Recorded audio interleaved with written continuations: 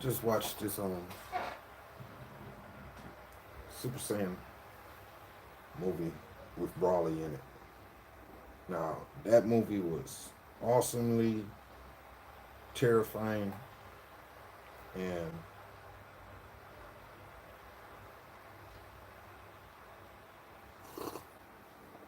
like a dream, like a long-awaited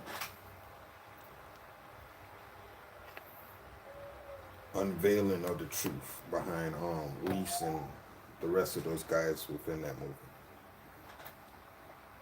Now, as I noticed in the movie,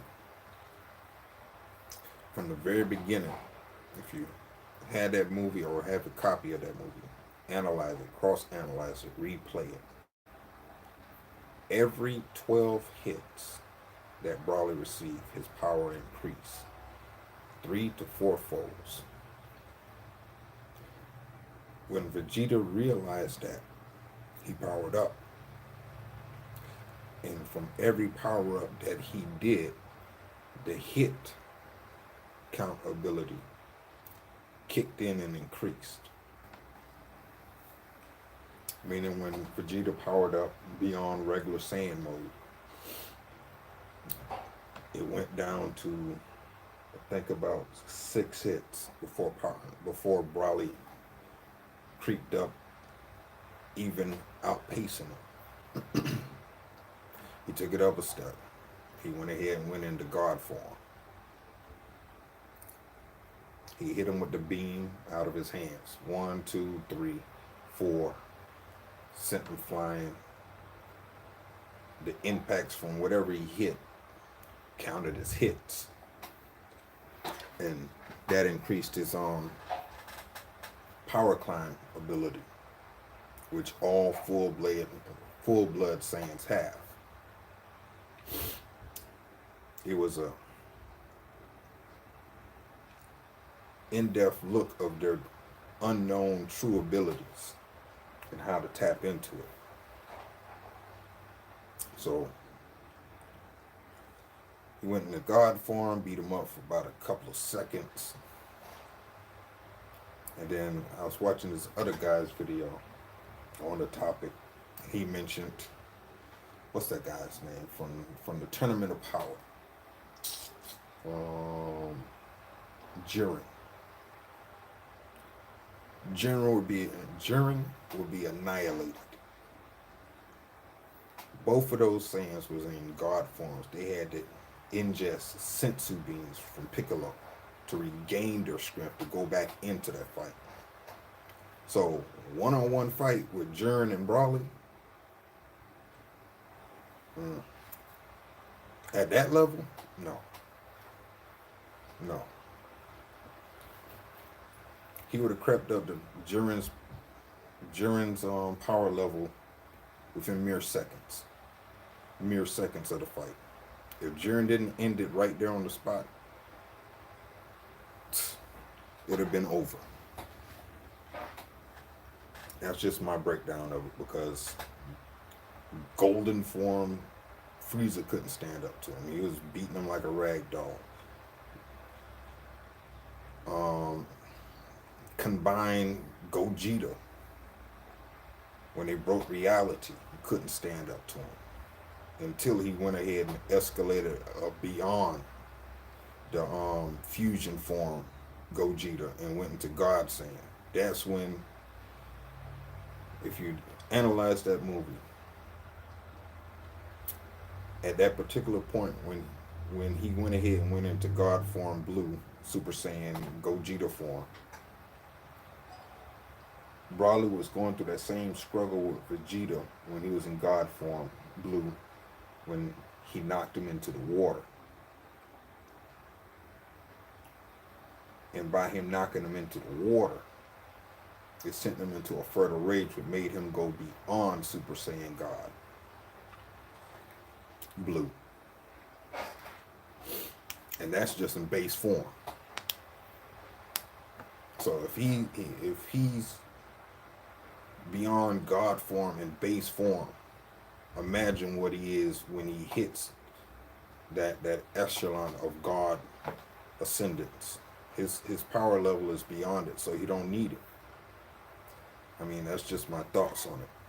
And from what I've seen, every 12 hits, no matter who his opponent is, no matter who his opponent is, if you're outpowering him and you hit him 12 times, he's gonna overpower you and take over. And that's just his full blood Super Saiyan, or full blood Saiyan. That's the full blood Saiyan's ability, raw and uncut. That's why they did that movie. And the only person that to from my point of view and perspective that's going to gain that ability before Vegeta is going to be Goku, because they pointed that out when Goku froze his body with his god powers. Then Broly's molecular structure of his Saiyan being, his full-blooded Saiyan being, replicated that same ability within seconds, within 10 seconds, which counts as also, if you hold them for 10 seconds, it also counts as the 12 hit principle. So if you hit him 12 times and you're stronger than him and he survives it, his power creeps up and passes. So that's just their genetic ability. Been watching Dragon Ball Z for a very long time, from early in the 90s. That's just the way they are. That's just the way they I mean, yeah, it says it way back in the beginning. If they can survive it and not die from it, no matter the fight or how it is, they kind of watered it down in the beginning because they didn't know how to display that vicious velocity of power without turning off all of the fans from watching it or being intrigued to see the next sequel to the part. You know, they had to build you up, get you into it, you know, feed you the little breadcrumbs and keep you following. That's what they did. Now that movie is actually displaying the fiercest savagery of their true abilities. And Whis actually wanted Gogeta to kill Broly, innocent. That's why he smiled before he launched that attack. That's why he was smiling before he launched that attack. By him committing an evil act, that would have gave him the authority to go to Beerus to have him eradicated. Mm-hmm.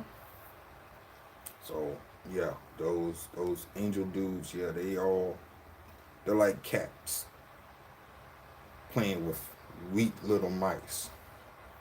And the most frightening thing about it is there's everybody that's like, oh, Ultra Instinct. Ultra Instinct ain't the particular technique that most people think it is to be. It's just a technique to actually degrade the body of all its internal and external power so it can build back up and go beyond that particular set of power. So the backlash of that, what they call that? Yeah, Ultra Instinct is what Whis wanted him to go through. So everybody, all of the gods of destruction can actually see the backlash. So they basically was experimenting with Goku by teaching him that technique, that deadly technique.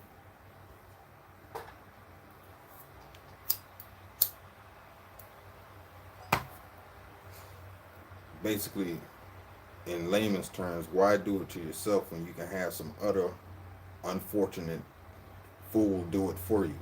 That's basically what they're doing. They're using them as guinea pigs. Yeah, they're raising them to be strong and fearless, but they're using them basically as guinea pigs throughout the universe. So the ultimate threat is those supposed angels. And it's gonna break down and go out. It's gonna break down and go into it later on in the series as it goes. All right, that's my thoughts. I'm out.